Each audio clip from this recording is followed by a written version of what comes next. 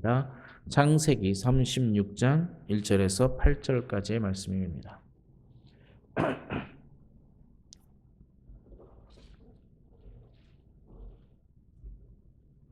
제가 봉독하여 올려드리겠습니다. 에서 곧 에돔의 족보는 이러하니라. 에서가 가나안 여인 중 헷족속 엘론의 딸 아다와 히위 족속 시므온의 딸인 아나의 딸 오홀리바를 자기 아내로 맞이하고 또 이스마엘의 딸 느바요스의 누이 바스맛을 맞이하였더니 아다는 엘리바스를 에서에게 낳았고 바스맛은 르우엘을 낳았고 오홀리바는 여우스의 알람과 고라를 낳았으니 이들은 에서의 아들들이요 가나안 땅에서 그에게 태어난 자들이더라. 에서가 자기 아내들과 자기 자녀들과 자기 집의 모든 사람들과 자기의 가축과 자기의 모든 짐승과 자기가 가나안 땅에서 모은 모든 재물을 이끌고 그의 동생 야곱을 떠나 다른 곳으로 갔으니 두 사람의 소유가 풍부하여 함께 거주할 수 없음이로라. 그들이 거주하는 땅이 그들의 가축으로 말미암아 그들을 용납할 수 없었더라. 이에 에서 곧 에돔이 세일산에 거주하니라. 아멘.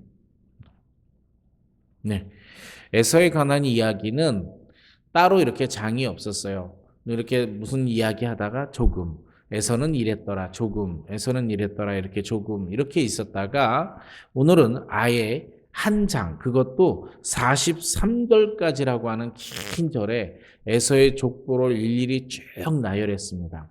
여러분 우리 한번 생각을 해볼까요?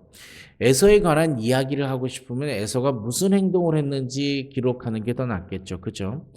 그 에서의 족보는 사실상 기독교 안에서의 관심 대상이 아니죠. 한번 생각해 보세요. 에서는 하나님으로부터 어찌됐던 장자의 권리를 자신도 팔았고 하나님으로부터 축복을 받지 못했습니다. 그러니까 족보를 생각해 보면 굳이 없어도 될 것 같은 느낌이 드는데 그 성경에 자세하게 족보가 기록되어져 있습니다. 이유가 있을 겁니다. 이유를 오늘 좀 이따가 보긴 하겠지만 아무튼 간에 없어도 될 만한 내용이 있다라고 하는 게 참 특이한 것 같습니다.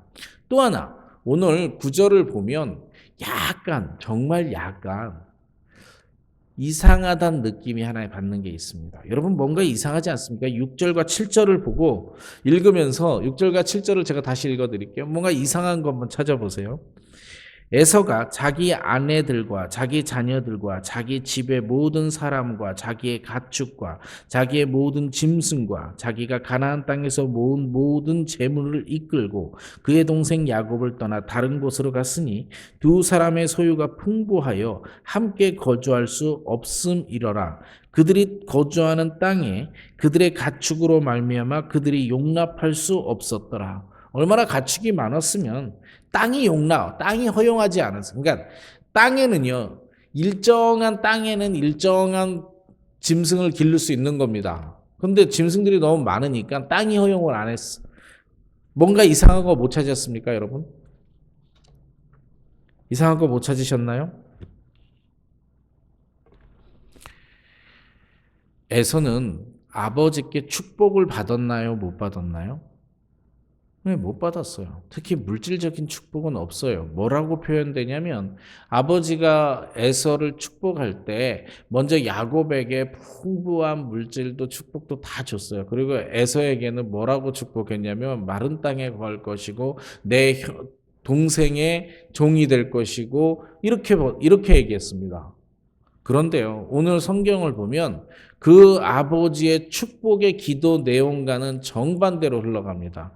물질적인 거로 야곱과 거의 동일하게 야곱과 에서의 물질적인 것들, 재물, 재산, 가축이 너무나도 둘이 많아서 서로 합칠 수 없어서 떠나게 되는 겁니다. 그러니까 물질적인 축복에서 받았을까요? 안 받았을까요? 받았어요. 오늘 보면 풍부하게 있다고까지 써 있어요. 이 정도면 되게 많은 축복이라고 보셔야 되는 겁니다. 성경에. 또 하나는 자손은 축복 받았을까요? 못 받았을까요? 오늘 족보를 한번 다 보면 우리가 읽지 않았습니다만 43절까지 조금 다른 족보 아닌 이야기도 있지만 다 족보입니다. 계속 그 에서의 아들의 누가 족장이 되고 이런 이야기들로 나와 있습니다. 그러니까 다 안 읽었지만 43절까지 그냥 눈으로 이렇게 한번 쭉 훑어내려 보십시오. 훑어 쭉 내려보면 전부 다 그냥 자손들이에요. 이쯤 자손들이 되면 여러분 이쯤 되면 축복 받은 거 아닐까요? 이쯤 되면 축복 받은 거 맞습니다. 이쯤 되면 지금 뭐 자손의 축복도 받았고 다 받았어요. 우리 이제 오늘 고민해보고 싶은 건 그거예요. 이상하다. 아버지로부터 받은 축복은 이런 내용이 아닌데 지금 에서가 받은 축복은 물질적으로 큰 축복을 받고요. 눈에 보이기에 자녀들도 충분히 많이 낳았습니다. 그러면 아버지의 축복이 잘못된 걸까요? 아니면 뭐가 잘못된 걸까요? 우리 여러분 혹시 그거 아십니까? 예수 믿고 복 받으세요 할 때 예수 믿고 복 받으세요라고 하는 그 복이 내가 말하는 복과 듣는 사람이 다르다라는 거 아십니까? 우리는 예수 믿고 복 받으세요 할 때 진짜로 무엇을 생각하십니까? 영의 구원을 많이 생각하죠. 근데 안 믿는 사람은 뭘 더 생각하나요? 재물, 재산, 건강 이런 복을 더 많이 생각합니다. 그러니까 복이라고 하는 것들은 어떤 의미에서는 조금 우리가 말하는 복과 다른 사람이 받아들이는 복이 다릅니다. 진정으로 에서와 야곱에게 내려지는 축복은 다른 겁니다. 물질의 축복이 아닌 거예요.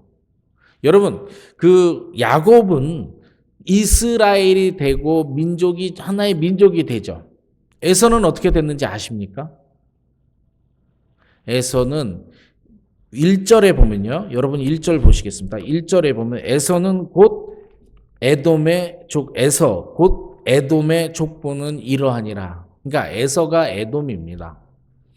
에돔족이라고 이스라엘의 오른쪽에 에돔족이 있습니다. 아예 에돔족이 살았는데 이 에돔족은요. 야곱과 에서가 살아 있을 때도 비교적 큰 일로 싸우죠. 야곱이 형의 장자권을 사가지고 에서가 죽이려고 하고 화해도 하고 이러는 것처럼 사실은 이스라엘 민족이 이제 앞으로 이스라엘 민족이 쭉 번성할 때 에돔족 속이 계속해서 공격하고 싸우고 그럽니다. 결정적으로 어떤 거냐면 이집트로 갔다가 출애굽해서 가나안 땅으로 정착할 때 이스라엘 민족이 에돔 족속에게 우리 킹스대로 왕의 대로라고 합니다. 킹스 하이웨이라고 하는 건데 그게 이렇게 큰 도로고요. 전쟁 도로예요. 그러니까 이게 우리가 킹스웨이로 이렇게 지나갈 수 있게 해달라고 부탁합니다. 형제의 의를 봐서 부탁하는데도 거절합니다. 그러니까 계속해서 이스라엘 민족이 가나안 땅에 들어가는 것들을 발목을 잡으면서 계속 이스라엘 민족의 가시와 같이 공격도 하고 여러 번 공격도 하고 여러 번 방해도 하고 이런 민족이 되어버립니다. 그러니까 민족으로 번성을 했어요. 그런데 역사를 보면 어떻게 되냐? 이들은 조금씩 흔적도 없이 사라집니다. 어느 정도 흔적이 없냐? 여러분 성경에 보면 이렇게 에돔 족속이 번창했다고 써 있잖아요. 족보까지 다 있어요. 자, 이 정도 써 있으면 무엇이 있어야 되냐면 문화적인 유물 흔적이 있어야 돼요. 에돔 민족에 대한 흔적이 있어야 되는데 여러분 그거 아십니까? 에돔 민족에 대한 흔적이 없어요. 깔끔하게 없었어요. 정확한 표현은 깔끔하게 없었어요. 없어요.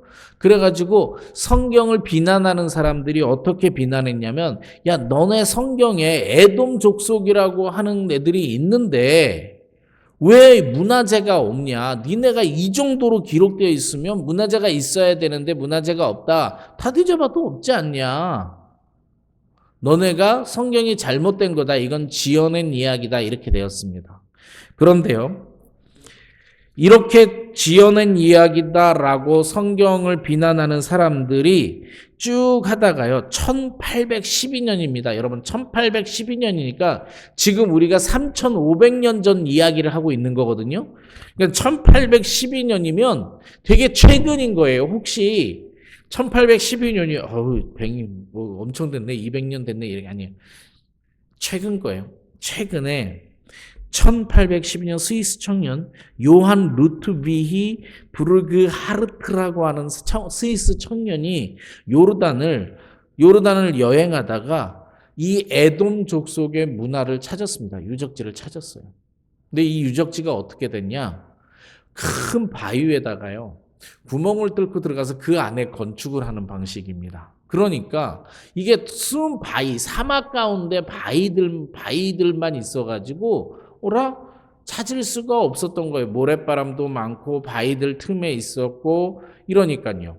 그런데 이 땅이 붉은 땅, 에돔이라고 하는 의미가 붉은색을 의미하는 거거든요. 그래서 이 땅이 되게 붉은색 땅으로 되어 있어요. 그래서 바위라는 뜻으로 페트라, 지금은 페트라라고 하는 지역 이름으로 되어 있습니다. 세계 7대 문화유산 중에 하나입니다. 세계 7대 문화유산 중에 하나예요. 건축 양식은 불가사의하다라고 생각하는 양식이에요. 즉 정말 지금은 신비할 정도의 관광지입니다. 되게 그 큰 관광 수입을 요르단의 그 관광 큰 수입이라고 이야기를 합니다. 예, 분명히 지금처럼 자 한번 오늘 말씀으로 다시 돌아가 볼게요. 에서가 충분히 물질적인 축복도 받았고 자손도 번성했지만 그 자손들이 그냥 조용히 사라져 버립니다. 역사 속에서 사라져서 몇천 년 동안, 2000년 동안 흔적도 알 수 없습니다. 근데 그렇게 된 이유가 뭐냐?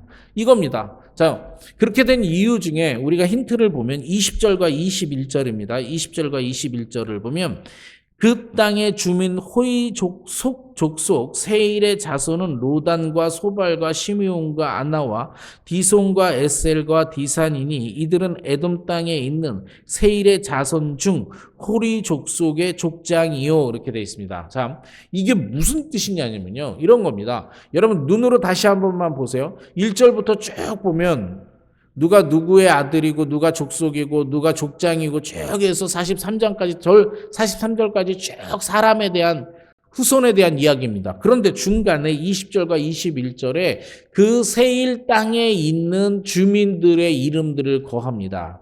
무슨 이야기냐면요. 그 뒤로도 나오는데 이들과의 결혼입니다. 이들과 결혼을 하는 거예요. 여러분 에서는 큰 잘못을 제가 그때도 설교한 게 있어요. 에서는 큰 잘못을 저지르는데 첫 번째 잘못이 뭐냐면 장자권을 팔아먹어요. 두 번째 정말 잘못한 것은 정말 40세 때요. 부모의 허락 없이 자기 혼자 그 땅 족속들과 결혼을 합니다. 오늘 성경에 써 있잖아요. 그죠? 결혼해요. 그러다가도 정신을 못 차리는 게 가만히 있다가 어떡합니까? 가만히 있다가 어떻게 해요? 아버지가 싫어하는 이스마엘의 딸하고 결혼합니다. 동족하고 결혼해야 되나? 그러면서 이스마엘하고 결혼해버려요. 그러면서 낳은 후손들이 이 아이들인데 지금 성경에 나와 있는 이름들인데 그 성경에 나와 있는 이름들이 누구와 누구를 결혼하면 또다시 그 땅의 사람들하고 결혼을 합니다. 자, 보세요, 이제. 분명히 에서는 야곱과 쌍둥이로 태어났어요. 아브라함의 후손이에요. 이삭의 후손이에요. 후손이니까 아브라함에게 그 후손의 씨가 하늘의 별만큼 많을 거니까 아브라함의 축복의 영향은 이미 에서에게도 간 거예요. 그러니까 후손들이 점점점 많아지는 거는 아브라함과 이삭의 축복을 그대로 받아서 에서도 야곱과 같이 번성할 수 있었던 거예요. 마지막까지 정신을 못 차린 게 뭐냐? 계속해서 이방 사람들과 섞여서 살았다라는 겁니다. 이방인들과 결혼을 통해 가지고 점점 하나님을 잃어갔다라는 게 가장 큰 문제입니다. 오늘 설교는요. 제가 이렇게 설교 묵상을 하다가 다른 것들이 생각나서가 아니라 정말 우리에게 이게 큰 메시지가 되는구나. 잘 보세요. 다시 한번 야곱과 어쩌면 동등한 기회를 갖고 있던 에서예요. 그런데 에서는 꾸준히 후손들에게까지 이방 문화에 접할 수 있게 만들어 준 거예요. 이방인들과 계속 결혼하고 그 문화를 받아들이고 하나님을 점점 멀어져 가며 이걸 한번 다시 이 공식을 다시 우리에게 한번 적용시켜 보세요. 제가 다시 한번 반복시켜 드릴게요. 이방인과 결혼을 수용을 허락하고 후손들에게 계속해서 그 이방 문화에 젖어들게 하고 하나님과 멀어지게 하고 그 결과가 무엇입니까? 흔적도 없이 사라진다라는 거예요. 흔적도 없이 사라져요. 잊혀져 가는 정도가 아니라 눈에 불을 씻고 찾아봐도 못 찾을 정도로 하다가 2000년 지나서 겨우 흔적이나 발견되는 정도가 그 민족이 갖고 있는 거예요. 야곱은 어떤가요? 야곱은 이스라엘 민족이 돼요. 어려움도 있어요. 고난도 있어요. 나라가 없어져요. 그런데 2000년 만에 나라가 다시 서고요. 이스라엘 민족만 보면 그렇지만 사실은 우리도 아브라함의 축복의 언약을 받은 후손이잖아요. 그 축복의 영향력이 온 인류에 미칠 정도까지 퍼져나가요. 간단해요. 이유는 하나님과 함께 있느냐? 하나님과 점점 멀어져 가는 거예요. 그런데 오늘 아침 우리가 기도할 것은 저는 오늘 이따 말씀을 넣고 기도 제목을 이렇게 잡았어요. 오늘은 작정하고 하나는 기도하자. 내 후손, 그 다음 내 손자, 그 다음 내 후손, 이 후손의 자녀의 자녀를 잇는 축복을 위해서 기도하자. 나의 자녀, 나의 후손이 하나님으로부터 떨어지지 않게 하기 위해서 기도하자. 저는 기본적으로는 이렇게 이야기합니다. 대대 평생 모든 후손까지 다 기도하고 싶어요. 근데 이게 말이 그런 용어가 별로 없어요.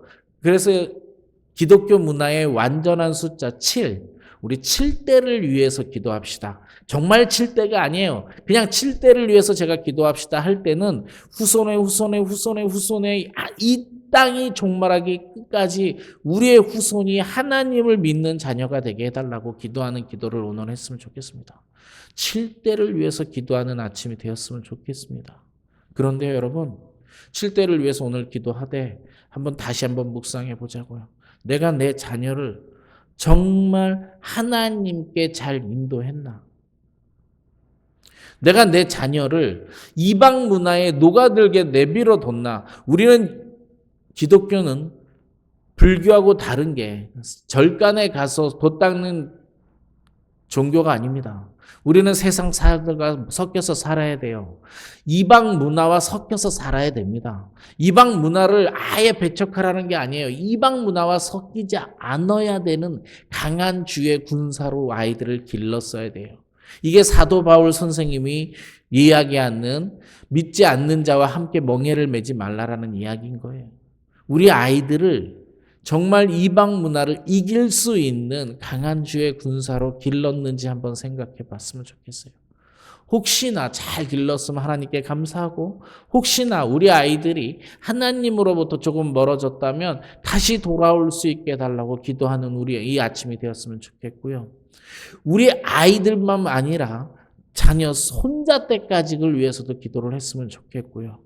만약에 우리 아이들이나 손자가 영적으로 없다 하더라도 영적인 아들 다음 세대들을 위해서 우리 교회가 다음 세대를 위해서도 이곳에 주의 젊은이들이 모이는 곳이 되게 도와달라고 기도하면 되고요.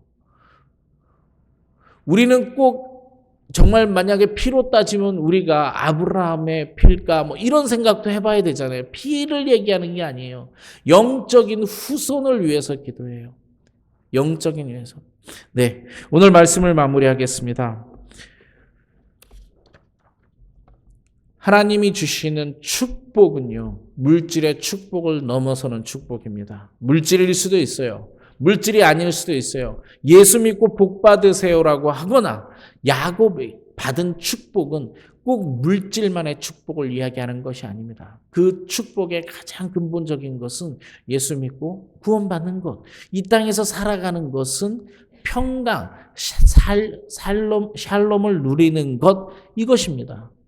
이것을 위해서 우리는 감사해야 돼요. 왜? 우리가 그의 가지 안에 붙어서 샬롬을 누리면서 살아가고 우리 후손에게 하나님을 전달하려고 노력하고 있으니까요. 그런데 이제 우리가 해야 될 일은 야곱과 에서를 보고 에서는 이방 문화에 젖어들면서 점점 사라져 버리는 겁니다. 예수를 믿는 사람들을 방해를 하는 민족이 되다가 사라져 버려요.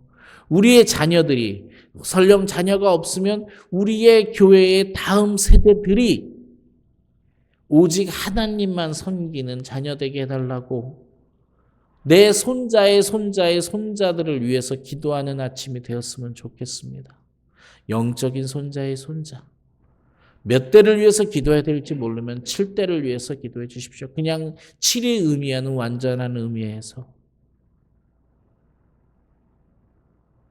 우리 모두는 어떤 면에서 자녀를 잘못 키운 모습도 있을 겁니다. 어떤 모습에서는. 어떤 모습은 참 은혜롭게 잘 기른 모습도 있을 겁니다. 이제 우리가 받았던 은혜를 다음 세대에게 잘 전달하기 위해서 기도해 주시고 우리가 받았던 은혜를 다음 세대뿐만 아니라 그 다음 세대, 그 다음 세대, 그 다음 세대를 위해서 잘 기도하는 아침이 되었으면 좋겠습니다. 기도하시겠습니다. 하나님 아버지, 아브라함의 축복을, 이삭의 축복을 야곱과 에서 받았습니다.